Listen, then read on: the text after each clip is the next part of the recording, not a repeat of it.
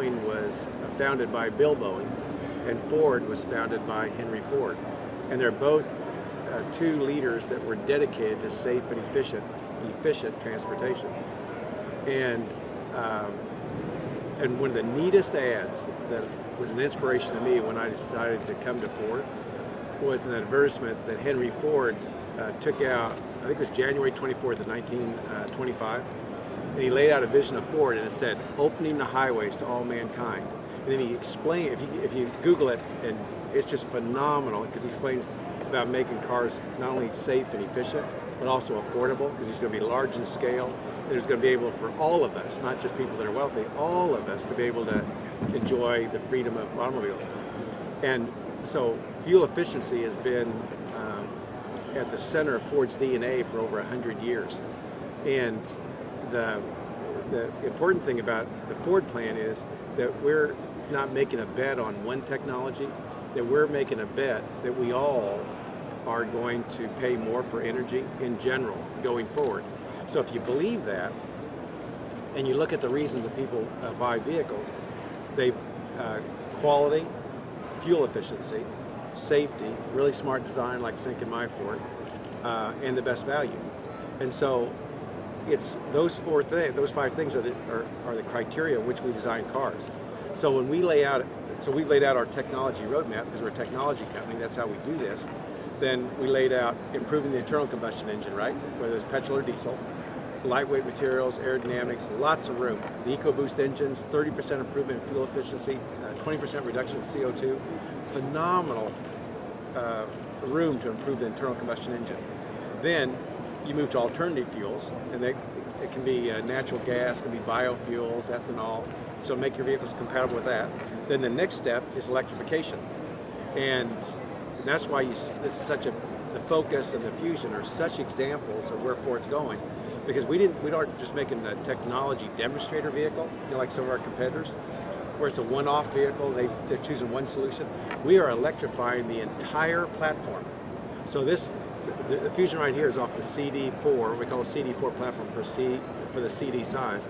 And in car design, you have B size, you have A size, B size, C size, CD size, then D size is bigger. So we are electrifying that entire platform, and on one production line, we're making a petrol version, a diesel version, a hybrid, a plug-in hybrid with even a bigger battery, and an all-electric vehicle with even a bigger battery. And then we, the customers, get to decide which one works for us, right? And we did it. The first time we did that was with the Focus, and now we're doing it with the Fusion.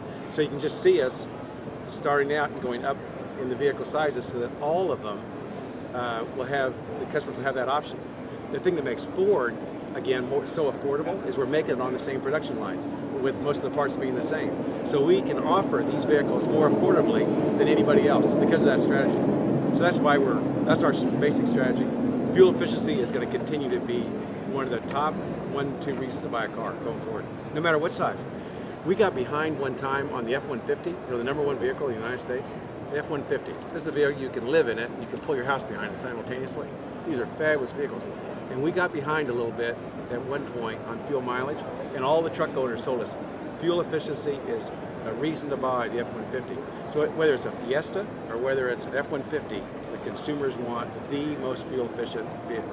Isn't that cool? Reason to buy now. Thank you. You can ask a question or just film me. I'll ask you a question. Okay, good. You have a lot of experience, or 1 year or 2 years of experience of global strategy. I would like to know the main difficulties and the main challenges and the best things of global strategy now that you have this experience. Well, kind of a fun story, I think, about the transformation of Ford is that when Bill asked me to join him 5 years ago in a couple of months, 3 months, and you remember what Ford was a house of brands.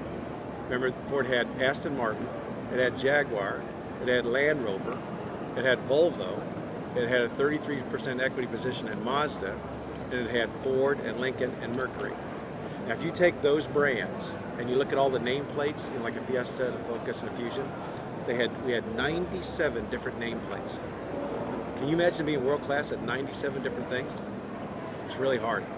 So the first big decision we made, to your question, is to focus on the Ford brand and Lincoln in the luxury division. Now you can imagine how dramatically simpler that strategy was. Then the next decision we made is that we are going to have a complete family of vehicles available to all the customers around the world. Small, medium, and large vehicles, cars, utilities, and trucks. When you walk into a Ford showroom, because we're a volume brand, that any vehicle that you want, you can get on the showroom. And that's why you see Fiestas now, and Focuses, and Fusions, and Escapes, and Edges, Mustangs, Tauruses. It's the most complete family of any manufacturer worldwide. And then the next commitment we made to the consumer was that every vehicle that you get will be best in class in quality and fuel efficiency, safety, smart design, and the best value using our scale. And so every one of these vehicles, I mean, just like what we're talking about the Fusion, it's absolutely the best fuel mileage in the world, the finest quality, the best safety, smart design like Sync and My Ford. And so those big decisions, and the last one was that we were going to merge Ford. We were going to operate as one company around the world. And one of the first press conferences I had 5 years ago, a lot of the auto companies were trying to figure out where they're going to merge with each other, to get scale. And so one of the reporters said to me, "So, Mr. Mulally, who is Ford going to merge with? Or no, is Ford going to consider a merger?" And I said, "Yes." And they all got their pens out to write down who Ford was going to merge with. And they said, "Who?" And I said, "Ford is going to merge with Ford." And they go, "What does that mean?" Because Ford was very regionalized. They were separate companies, Ford of Brazil, Ford of Australia, Ford of Europe, Ford of Indonesia, Thailand, China, North America. And that's the way Henry Ford set it up, because he wanted to be part of the fabric and the economy everywhere around the world. But he never thought they would operate completely independently and have no scale. So now, what you see with so I can remember who I am. And what you see with the Ford plan is, one Ford, one team, one plan, one goal to profitably grow based on these great products. But that's why the emphasis on one Ford. So we operate and leverage and get the value of all these assets. Isn't that cool? Is this as exciting as you're going to get? Just taking it all in. Good. Traditionally, a lot of car companies have not liked to collaborate with other companies. Is the opening of a lab in Silicon Valley, is that a signal that Ford is going to work with sort of outside players to be more innovative? Absolutely. And I would take that across the entire technology spectrum, because as you know, we have great mutually beneficial working together relationships with Toyota, Peugeot, and many others. But really focus on the enabling technology, because that's where we can bring the technology to the market faster by doing it together and more efficiently. And then we'll compete at the vehicle level. That's where we compete. On the Silicon Valley, our new office there, as you know, we've been on the leading edge of the connected vehicle. We've been working with Google and Apple and Microsoft, and that again was a point of view that being connected seamlessly, using all the smart devices that we have, but not building it into the capability into the car, but using our own smart devices, but being able to seamlessly connect to the internet with voice activation and hands on the wheel and your eyes on the road, so you actually reduce the distractions, would be a reason to buy. And that's why 50-60% of the vehicles we sell have Sync and My Ford.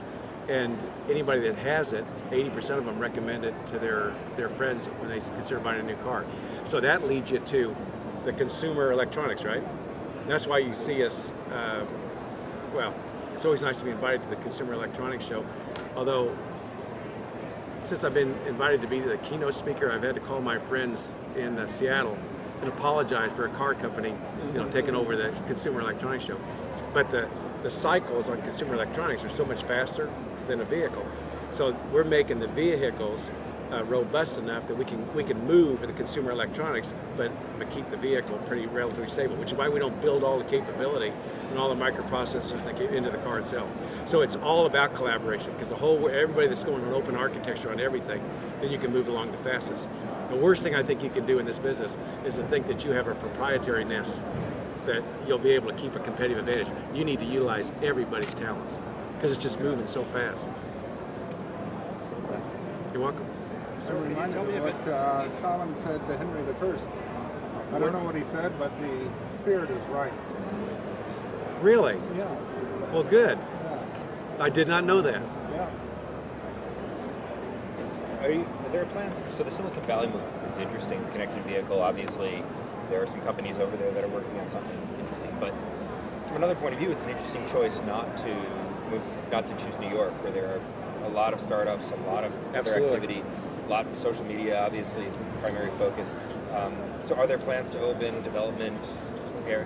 Also MIT with their future of the car labs. So are there plans to do something on the East Coast as well for Ford and actually have more labs, or is this going to be a primary focus or a test? I think we'll consider it going forward, but to your point, we have relationships with all the major universities now, because it's all about collaboration. It's also about careers going forward. It's our intern programs. It's just such a connected world. But we don't have anything specific to announce as far as a different location, but we're going to continue to increase our collaboration. It's been so beneficial, just taking Sync and MyFord and Pandora and all of these neat applications, because the unique thing Ford's do is not to compete with them, right? But manage the interface in the vehicle so that you're actually a better driver and you're less distracted, but then use all the capability at the speed of the consumer electronics. And that capacity has come from these partnerships. Absolutely. With institutions, with academic institutions. And all the startup companies. All the people that are writing apps. It's ubiquitous, right? The coolest headline, I think, one of the coolest headlines about Ford is after we introduced the Focus electric vehicle, consumer electronics show, and the applications that go with managing that vehicle, so you know what the charge is, you know what the peak rates are, when to charge, how much you have left, where you want to go, the most efficient route, and we presented that. And you all know this, all of the application providers, they call them apps, and so the headline in the paper was, after our presentation, was Ford, the mobile app of choice. You couldn't characterize that any better, right? And what they're saying is that Ford really gets what we care about, and that is being seamlessly connected in a connected world, right? And not competing with the industry. Can you tell me a bit? We have 2 minutes. Social media. Hey, whoa! How are you, sir? Oh, good. How are you? Good. Thanks for being here. Could you tell me a bit about your emerging market strategy, and particularly what my readers in India can expect to see from Ford in the future? And secondly, have you learned anything in those markets that you're now bringing to the U.S.? Because that's obviously a different kind of marketplace. Now, where were you 2 days ago at the Delhi Auto Show? I was going to be there, but I was traveling, unfortunately. Whoa, shoot! I'm sorry, I missed you. Me too. We were in Delhi 2 days ago, and we launched the Ford EcoSport in Delhi, and it's such a fantastic development, and the response, as you know, was just overwhelming. It was fantastic, because remember the size of the vehicles. We introduced the first small SUV on a B-size platform, so it's like even smaller Edge or Escape and Kuga on a B-size, and it's right in the center of the Indian market. And when the Indian customers saw it, they were so pleased, because it has all the versatility of an SUV. Yeah, it's very fuel efficient, so you can use it for home and for work. And so now, based on the Figo and now the new Fiesta and the new EcoSport, we are now bringing this entire fuel efficient product line to the Indian market. And over the next 2 or 3 years, we're going to be introducing 8 new vehicles in India. So, and you think of the size and the potential. In the first day of the auto show there, they had 700,000 visitors. That's my neighborhood. Okay, I'm going to leave you. Thanks a lot for covering Ford, okay? And let me know if we can help you with your next car. Okay? Little friends and family kind of thing? Our readers as well? Yeah. Can you help them? We can always available to help you. Okay, thanks a lot, you guys. Thanks very much. Thanks for covering us, too. Okay, thank you. Thanks a lot. Thanks for making Ford a fun stock and a good stock down here. Well, do you remember when our intraday low was $1.01? And I didn't buy any that day, I'm sorry to say. I do. And my accountant cussed me all the way, because I bought it back in the day when it was like $50 a share. He cussed me all the way to the bottom. Well, And I just kept doubling up till it made money. remember, great products, strong growing business, and contributing to a better world, right? Everybody wants to see us continue to grow. So it's Thanks a lot. awesome. Thank you.